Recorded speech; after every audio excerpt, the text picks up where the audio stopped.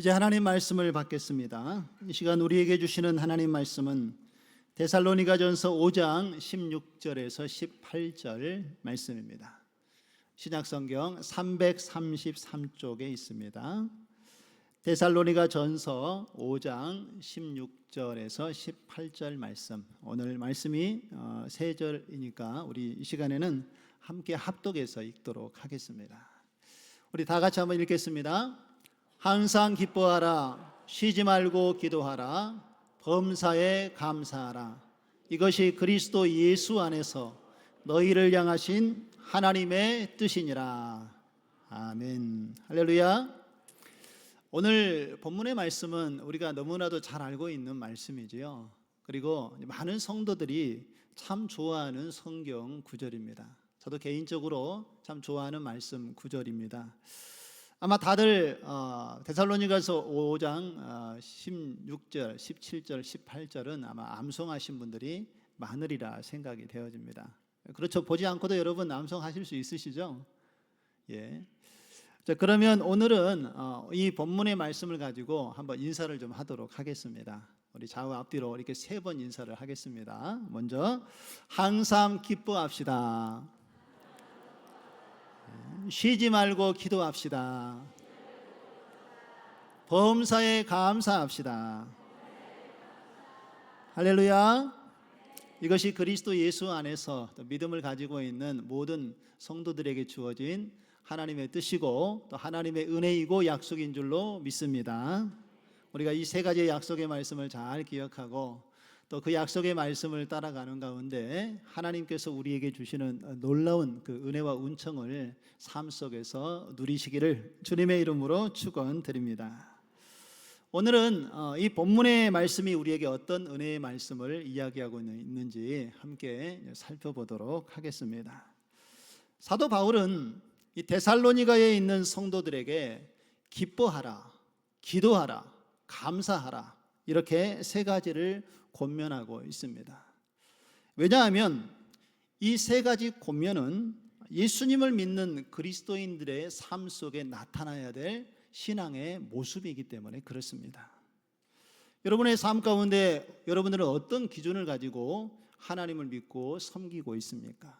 기쁨, 기도, 감사, 이것이 삶의 중요한 기준으로 삼고 살아가는 그리스도인들은 이미 하나님의 뜻에 따라 그 약속의 말씀대로 믿음의 길을 걸어가는 사람인 줄로 믿습니다.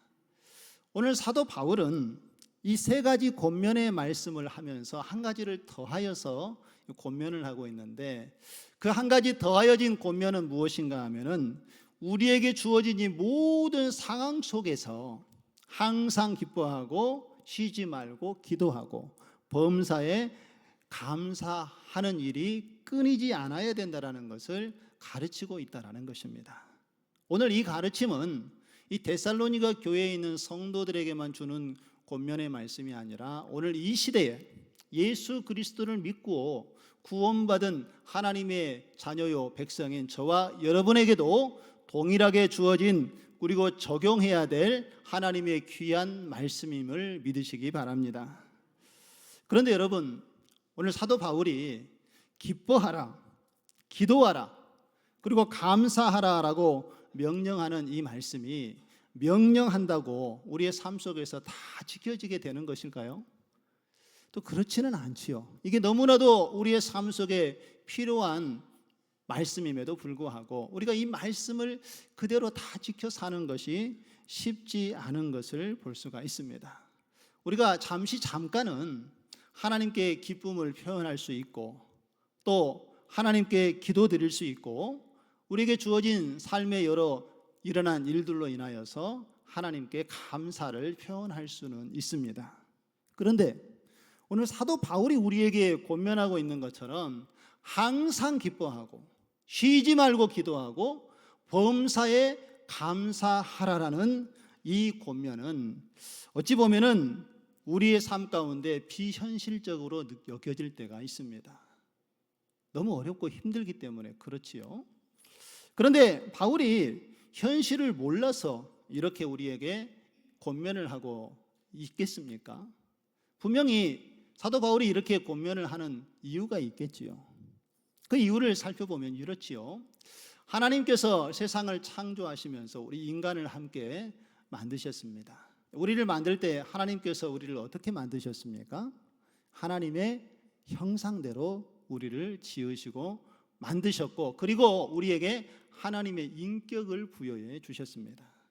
그러니까 하나님이 가지고 있는 성품을 우리에게도 창조하시면서 인간의 삶 속에 불어넣어 주셨다라는 것이지요.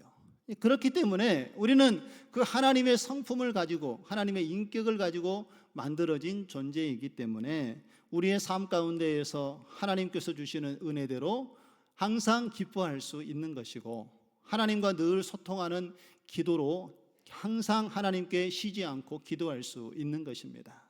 그리고 우리가 구원받은 하나님의 자녀이고 하나님의 백성이 된 것에 대해서 하나님께 범사에 감사할 수 있는 존재로 하나님께서 우리를 만드셨고, 또 그런 조건을 우리에게 허락해 주셨기 때문에 우리는 하나님께 이 세 가지의 내용으로 감사를 표현하고 주님 앞에 나아갈 수 있는 은혜를 받은 존재라는 것을 잊지 마시기 바랍니다. 그리고 하나님께서는요, 우리를 이렇게 하나님의 이 약속의 말씀에 따라서 항상 기뻐하고 쉬지 말고 기도하고 범사에 감사하라는 이 하나님이 주시는 언약의 약속의 말씀을 누리며 살아가기를 원하고 계신다는 것입니다. 이것은 우리에게 멍해가 아니라 하나님이 주시는 은혜이고 축복이라는 것입니다. 자, 그렇다면 이 기쁨과 감사와 이 기도를 우리의 삶 가운데에서 어떻게 누리며 살 수 있을까? 그 비결이 무엇인가에 대해서 이 시간에 함께 나눠보도록 하겠습니다. 첫 번째, 우리가 항상 하나님께 기뻐할 수 있는 비결은 바로 우리가 성령이 우리와 함께 하신다는 사실이 있기 때문임을 믿으시기를 바랍니다. 먼저 사도 바울은 이미 이 데살로니가 성도들에게요, 고난 속에서도 이 경건함, 하나님의 은혜를 경험한 기쁨이 무엇인지에 대해서 이미 말씀하신 적이 있습니다. 데살로니가전서 1장 6절의 말씀에 보면은 이렇게 말씀을 합니다. 우리 같이 한번 읽어보실까요? 또 너희는 많은 환난 가운데서 성령의 기쁨으로 말씀을 받아 우리와 주를 본받는 자가 되었으니 라고 사도 바울은 이 데살로니가 전서에 있는 말씀을 통하여 데살로니가 성도들에게 말씀을 하고 있습니다. 무슨 말인가 하면은요, 당시 초대교회에서 예수 그리스도를 믿고 신앙생활을 하는 것은 매우 어려운 일이었습니다. 왜냐하면 예수 그리스도를 믿는 것 자체는 바로 핍박이 따르는 일이었기 때문에 그렇지요. 많은 고난과 환난이 그들에게 닥쳐오는 환경이었음에도 불구하고 당시에 데살로니가 성도들은 하나님의 말씀을 받고 그 하나님의 말씀을 따라서 주님을 본받는 자의 삶을 살았다라는 것입니다. 어떻게 그렇게 그 사명을, 믿음을 지킬 수 있었는가? 사도 바울은 그들이 성령이 주시는 기쁨의 의미가 무엇인지 깨달았기 때문에 주를 믿고 따르는 주의 백성이 되었다라고 말씀을 하고 있는 것입니다.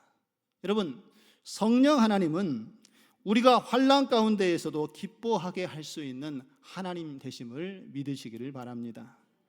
그래서 성령 안에 우리가 거하는 사람들은 하나님이 주시는 그 은혜로 항상 기뻐할 수 있다라는 것이지요. 예를 들어서 사도 바울의 모습을 한번 생각을 해볼까요? 사도 바울은 감옥에 갇혀 있을 때에 빌립보 교회의 성도들에게 이렇게 편지를 보냈습니다. 빌립보서 4장 4절에 보면 주 안에서 항상 기뻐하라, 내가 다시 말하노니 기뻐하라 라고 편지를 보냈습니다. 여러분, 사도 바울은 현재 감옥에 갇혀 있는 상태였습니다. 그런데 어떻게 감옥에 갇혀 있지 않는 다른 성도들을 향하여서 오히려 항상 기뻐하라, 내가 다시 말하노니 기뻐하라, 나의 기쁨을 그들에게 증거하고 다른 성도들도 그 기쁨을 누리며 살아가도록 권면의 말씀을 할 수 있었을까요? 그 이유는 사도 바울은 이 땅의 것들에 의지하지 아니하고 이 땅의 것에 의하여 지배받는 삶을 사는 것이 아니라 내주하시는 성령의 능력에 사로잡히고 성령의 지배하심을 받고 살았기 때문에 하나님이 주시는 이 성령의 능력으로 그런 어려운 환경 속에서도 기뻐할 수 있었다라는 것입니다. 우리가 기쁨을 누리고 또한 그것을 누리지 못하는 근거는 오늘 사도 바울의 삶의 모습을 보면은 그것이 환경에 의하여서 주어지는 것이 아니라 우리 안에, 우리가 성령 안에 거하는가 거하지 않느냐에 따라서 이 기쁨이 우리의 삶 가운데 드러나는지 드러나지 않는 것을 경험할 수 있다라는 것입니다. 우리에게 주어진 이 기쁨은 성령의 열매로 주어진 하나님의 은혜이고 축복임을 믿으시기를 바랍니다. 그래서 우리 그리스도인들은요, 이 성령 안에 주님이 우리 안에 계신다면 우리는 반드시 이 기쁨의 삶을 누리며 살아야 한다라는 것입니다. 그런데 이 기쁨의 삶을 우리가 누리며 산다고 해서 우리 안에 삶 가운데 경험되어지는 고통, 슬픔 이런 것들을 부정하며 살라는 이야기는 아닙니다. 우리가 살아가다 보면은 겪은 여러 일들로 인하여서 슬픔도 당할 수 있고 고통도 경험할 때가 있습니다. 그러나 이러한 삶의 어려움이 우리에게 있다 할지라도 우리는 우리 안에 계시는 성령의 임재를 믿고 하나님께서 이 환경에서 벗어나도록 우리의 삶을 인도하여 주신다는 희망을 통해서 우리의 마음에 기쁨을 얻도록 인도하시는 주님을 믿고 나아가는 것이 믿는 자들의 참 신앙의 모습이라는 것입니다. 우리 하나님께서는 그래서 오늘 사도 바울을 통하여서 항상 기뻐하라라고 우리에게 권면을 하고 있는 것입니다. 이 권면은 그리스도인들에게 부담이 되어지고 어떤 형식적인 무거운 짐을 안겨주기 위해서 하나님께서 주시는 명령이 아니라 우리의 삶 가운데 하나님의 말씀을 듣고 그 말씀이 복음이 되어져서 그 말씀을 우리의 삶에 깊이 뿌리 박힌 기쁨으로 살아가도록 하기 위해서 주신 하나님의 은혜의 말씀이라는 것을 기억하시기 바랍니다. 그래서 우리 안에 계시는 성령님이 예수 그리스도를 믿음으로 내 안에 확신이 거하고 계신다는 것을 우리가 믿는다면 우리는 어떠한 상황 속에서도 주님이 주시는 이 기쁨의 충만함을 누릴 수 있다는 것을 기억하시기 바랍니다. 그리고 매일의 삶 속에서 성령의 인도하심을 구하는 가운데에 성령의 열매 중에 하나인 이 기쁨을 하나님 안에서 풍성히 누리며 살아가는 저와 여러분의 삶이 되어지기를 주님의 이름으로 축원드립니다. 두 번째로 우리가 쉬지 않고 기도할 수 있는 비결은 우리는 기도할 수 있는 하나님의 자녀이기 때문임을 믿으시기 바랍니다.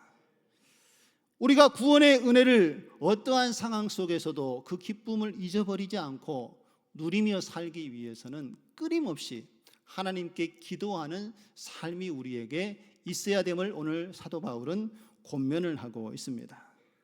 항상 기도하는 마음으로 하나님을 바라보고 또 이 기도가 우리의 삶의 습관이 되어야 한다라고 말씀을 하고 있지요. 여러분, 어떤 일들을 계속해서 반복하면 그것이 우리의 삶의 습관이 되지 않습니까? 기도도 마찬가지입니다. 예수님께서도 이 땅에 오셔서 사역을 하실 때에 예수님의 사역의 현장을 곳곳에 들여다보면 예수님은 항상 기도하는 모습을 우리에게 보여주셨습니다. 습관을 쫓아 예수님은 기도하셨고 또 하나님의 뜻을 묻고 하나님께서 원하시는 바를 분명하게 알고 그 사명을 기도 가운데 감당했던 것을 볼 수가 있습니다. 이렇게 하나님을 의지하며 늘 하나님과 소통하는 것이 기도이기 때문에 우리는 늘 기도의 자리로 하나님 앞에 나아가는 삶을 살아야 한다는 것이지요. 그런데 여러분, 우리가 하나님의 말씀대로 기쁘게 살려고 해도 우리의 삶 가운데 일어나는 여러 많은 일들 때문에 걱정하기도 하고 또 고민되는 일들이 얼마나 우리에게 많이 있습니까? 사실 이 세상에 우리가 살아가면서 걱정, 근심, 염려 이런 것들이 없이 살아가는 사람은 한 사람도 없을 것입니다. 오늘 이렇게 성도님들을 예배하는 모습을 보면은 마음이 참 평안하고 은혜스러워 보입니다. 그런데 보이지 않는 곳에 아마 여러분의 깊은 삶의 여정 속에 어려운 일들, 또 고민되는 일들, 염려되는 일들이 분명히 또 여러분의 삶 가운데 한두 가지 정도는 있으리라 생각이 되어집니다. 모든 사람들이 인생을 살아가다 보면은 여러 근심과 걱정과 염려 속에 살아가게 된다라는 것이지요. 그런데 이런 것들이 우리의 삶 가운데에 하나님 앞에 나아가는 것에 방해가 되는 장애물이 된다라는 것을 여러분 잊지 마셔야 합니다. 잠언 17장 22절의 말씀에 보면은 그래서 이렇게 우리에게 잠언 기자는 이야기를 합니다. 우리 같이 한번 읽어보실까요? 마음의 즐거움은 양약이라도 심령의 근심은 뼈를 마르게 하느니라 라고 말씀을 하고 있습니다. 마음의 즐거움은 양약이 된대요. 여러분, 어떤 사람이 부자였는데 몸이 아파서 병원에 입원해서 치료를 하다가 오래 살지 못하고 죽게 되었습니다. 그리고 이 사람이 왜 죽게 되었는가 원인을 찾아보니까 이 사람이 보약 중독으로 인하여서 죽었다고 합니다.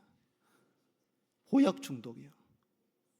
너무 좋은 것을 많이 먹어서 그것이 오히려 독이 되어서 건강을 해치게 되었다라는 것입니다.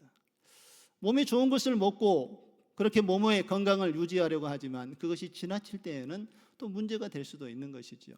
그런데 우리에게 우리의 몸을 강건하게 지킬 수 있는 것 중에 중요한 약 중에 하나는 바로 우리의 마음을 즐겁게 하는 것이라고 이야기를 하고 있습니다.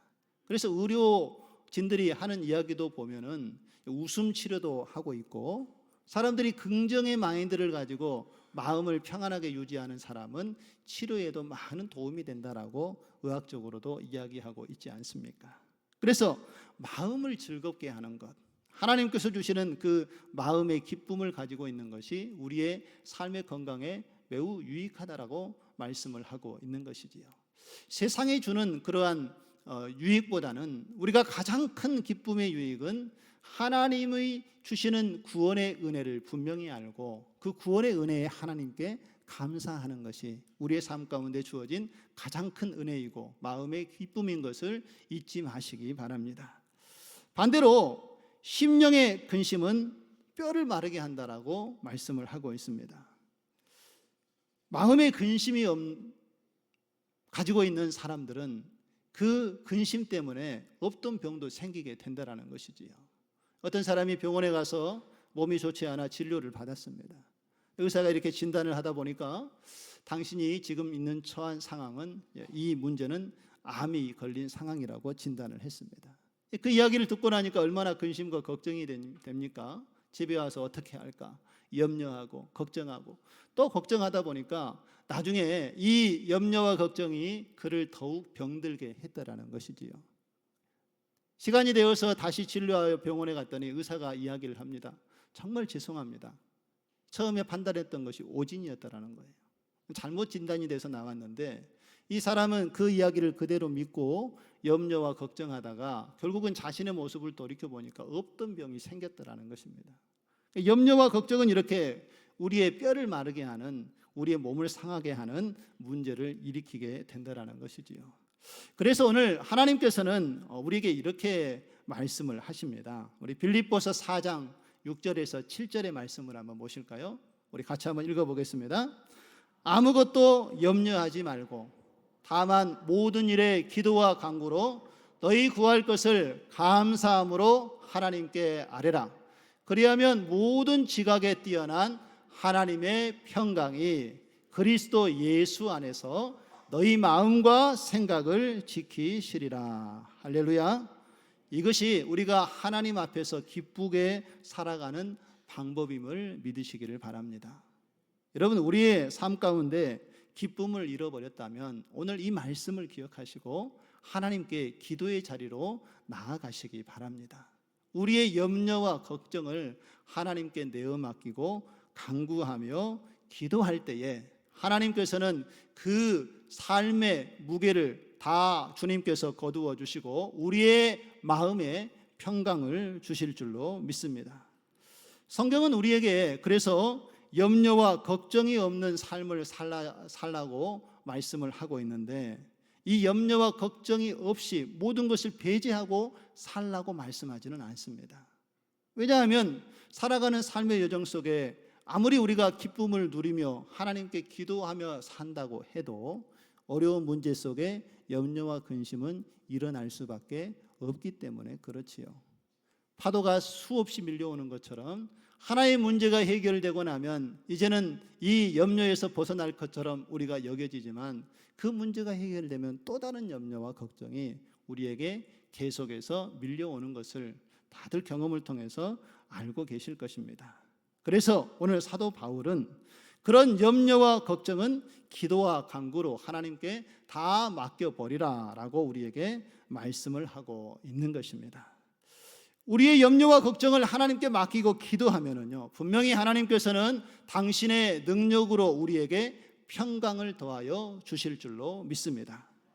하나님께서 우리를 평강으로 지켜주실 때에 우리에게 물밀듯이 밀려오는 하나님의 기쁨이 우리에게 하나님의 은혜로 다가오도록 주님께서 우리의 삶을 인도해 주신다는 것을 믿으시기를 바랍니다. 그래서 삶의 문제와 어려움이 있다면 오늘 사도 바울은 우리에게 이것을 하나님께 맡기고 기도하라라고 말씀을 하고 있는 것입니다.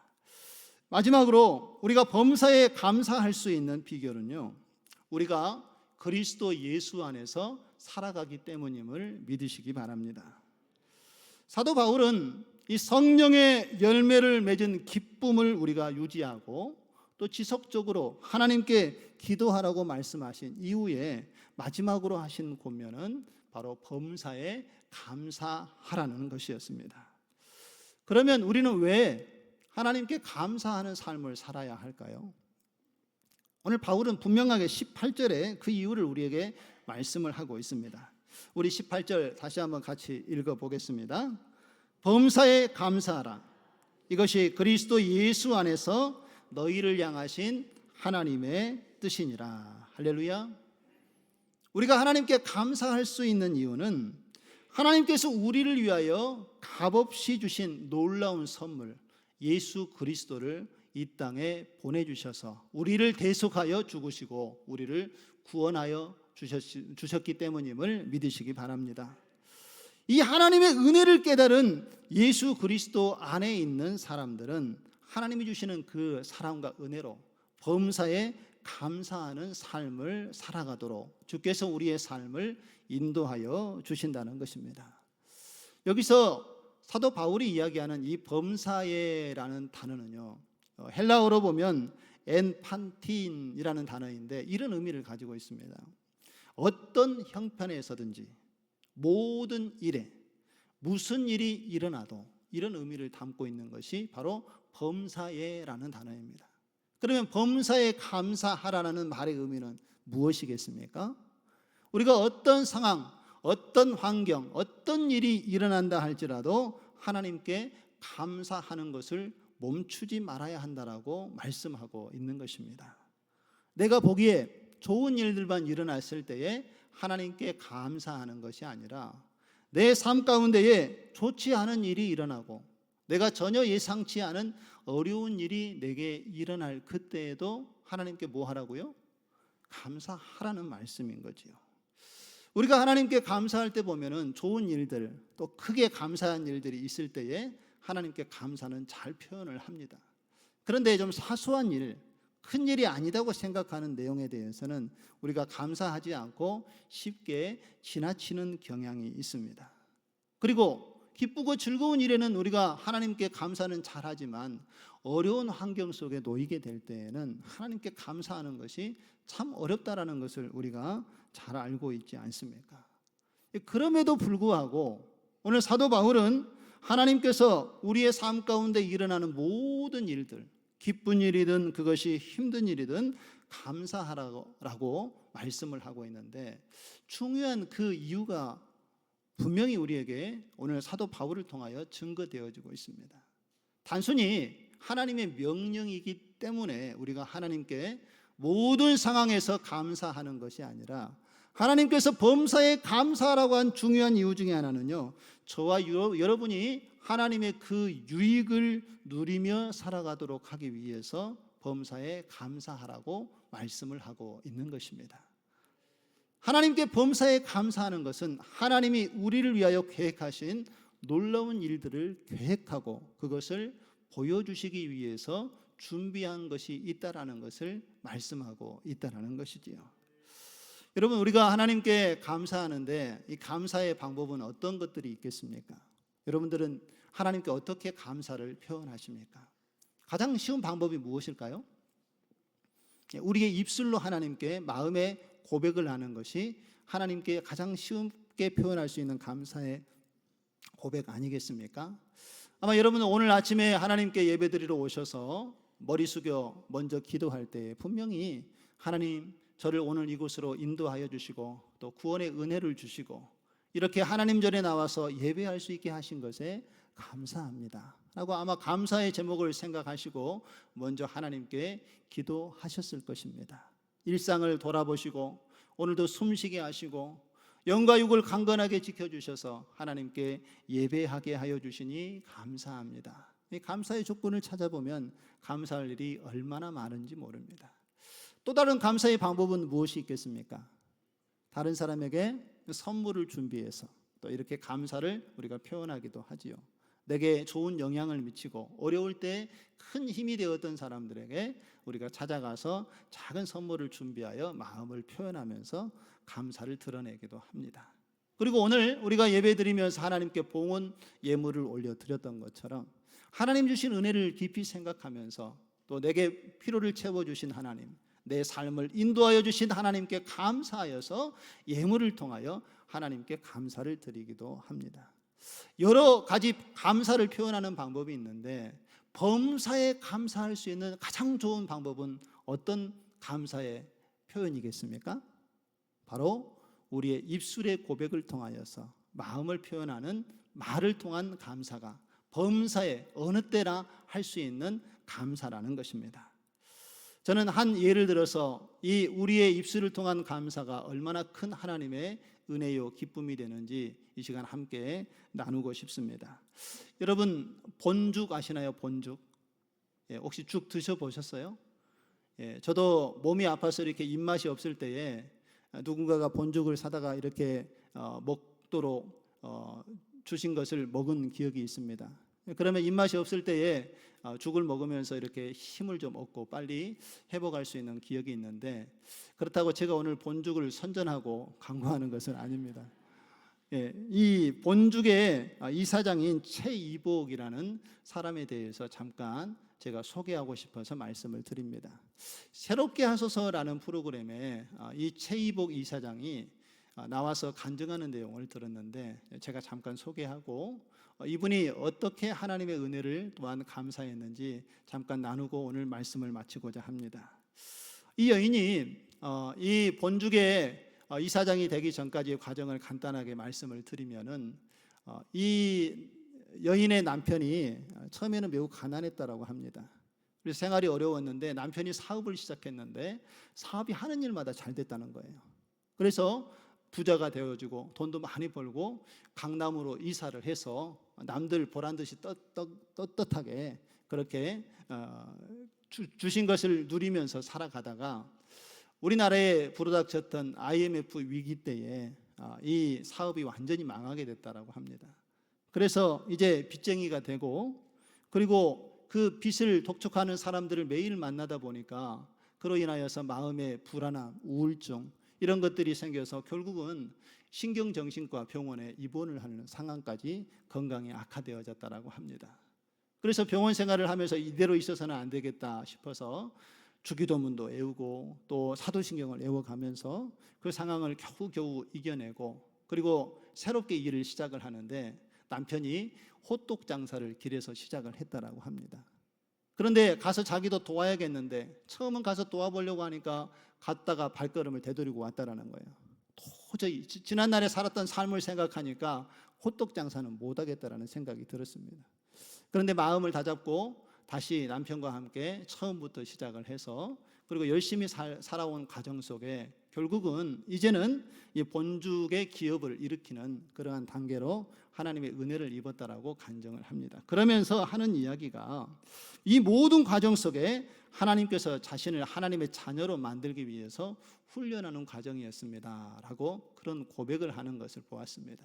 그러면서 제가 제 가슴 속에 다가왔던 한 부분은 이 여인이 그 사업이 망하고 이제 빚을 진 상황에서 그 빚을 갚아야 하는 그런 어려운 환경 속에 겪었던 이야기가 제 마음에 깊이 새겨졌습니다. 어떤 사건이었는가 하면 이제 빚을 갚아야 되니까 사람들에게 돈을 좀 빌리러 가면 사람들이 외면한다라는 것입니다.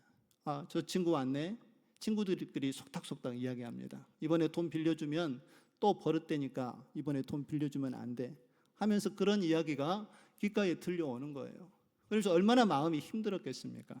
그래서 하나님께 이렇게 기도했다라고 합니다. 하나님, 제게 복을 주시면 이제는 제가 베풀고 나누며 살겠습니다. 그러니 제게 복을 주옵소서라고 하나님께 기도하는데, 기도하는 가운데에 자신이 하나님의 복을 받지 못한 이유를 성령께서 깨닫게 하셨다는 거예요.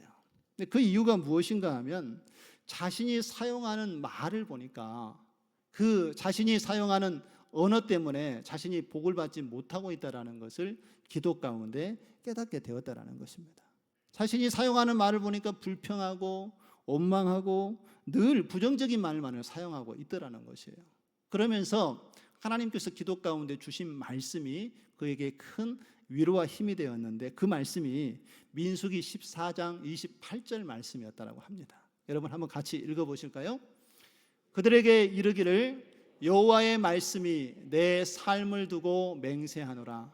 너희 말이 내 귀에 들린 대로 내가 너희에게 행하리니. 할렐루야. 무슨 얘기인가 하면은요, 이 말씀은 이스라엘 백성들이 하나님께 원망하고 불평할 때에 하나님이 하셨던 말씀입니다. 너희 말이 내 귀에 들린 대로 내가 너희에게 행하리라 라고 하나님께서 말씀하셨다라는 거예요. 무슨 말인가요? 이스라엘 백성들이 원망하고 불평하면 원망하고 불평하는 일들이 그대로 이루어지게 되게 하나님께서 하시겠다라는 겁니다. 아니면 하나님께 어려운 환경 속에서도 감사하고 하나님의 은혜를 구하면 그 말이 입에서 나오는 대로 내가 이루리라 라고 하는 이 말씀을 보고 이 여인이 자신의 모습을 돌이켜 보았다라는 것이죠. 그러면서 자신이 사용하는 언어들을 돌이켜 보니까 결국은 자신이 말로 뿌린 그러한 씨앗을 자기가 거두어 들이고 있다는 것을 그제서야 깨닫게 되었습니다. 그래서 자신의 말을 한번 돌이켜 보니까요, 자신의 말 가운데 사용하는 언어 중에 하나님의 언어, 긍정의 언어, 사람을 살리는 언어, 감사의 언어가 하나도 없더라는 것입니다. 자신의 말을 돌이켜 보니까 남편은 사업에서 망했고 자기는 병이 들어서 지금 정신병원에 입원해 있는 상황이니 이런 긍정의 언어들이 나오지 못했다는 것이죠. 불평하고 원망할 수밖에 없었던 자신의 삶의 모습의 언어를 보니까 그 말이 삐뚤어져 있고 부정적이고 구부러지고 늘 원망하는 말을 사용하고 있는 것이 자신의 상황이었다는 것을 깨닫고 그때의 마음을 고쳐먹고 하나님께 이렇게 기도했다라고 합니다. 그리고 마음의 결단을 하는 것이 이제부터 내가 사용하는 말의 끝에 항상 감사를 사용하겠습니다 라고 결단하고 하나님께 기도하기 시작했습니다. 그러면서 하나님, 이 고난이 내게 축복으로 바뀔 줄 믿고 감사합니다 라고 기도하기 시작했습니다. 하나님, 내게 임한 이 화가 도리어 하나님의 복으로 바뀌어 줄 믿고 하나님께 감사합니다 라고 하면서 그의 언어를 이제는 불평이 아니라 원망이 아니라 감사로 바꾸기 시작했다는 것입니다. 복을 받으려면 먼저 복을 받은 말을 해야 되고 믿음의 말을 해야 되고 감사의 말을 해야 되고 긍정의 말을 해야 한다는 것을 깨닫고 말을 바꾸기 시작했더니 마음이 바뀌기 시작되어지고 삶이 변화되기 시작했다는 것입니다. 그리고 그 이후의 과정 속에 하나님의 도우심으로 본죽을 그렇게 세울 수 있는 하나님의 은혜를 경험하게 됐다라고 신앙에 간증하는 모습을 보았습니다. 사랑하는 성도 여러분, 이제 말씀을 마칩니다. 우리가 어떠한 환경 속에 놓여 있을지라도 하나님의 그 선하심을 믿고 하나님께 감사하며 믿음으로 나아가시기 바랍니다. 하나님께서는 그 믿음의 신실한 고백을 통하여서 하나님의 선하심을 우리에게 드러내시고 우리 안에 약속하신 일들을 이루어 가시는 하나님 되심을 믿으시기를 바랍니다. 하나님께서는요, 그 믿음의 신앙을 고백하는 사람들에게 가장 좋은 때에 가장 좋고 가장 아름다운 것으로, 가장 복된 것으로 우리의 삶을 차고 넘치도록 은혜 가운데 부어주시는 살아 역사하시는 하나님으로 함께 해주신다는 약속의 말씀을 믿으시고, 오늘 사도 바울이 우리에게 권면했던 이 세 가지의 신앙의 고백을 우리의 삶 속에서 온전히 이루어갈 수 있는 우리 사랑하는 모든 성도님들 다 되시기를 주님의 이름으로 축원드립니다.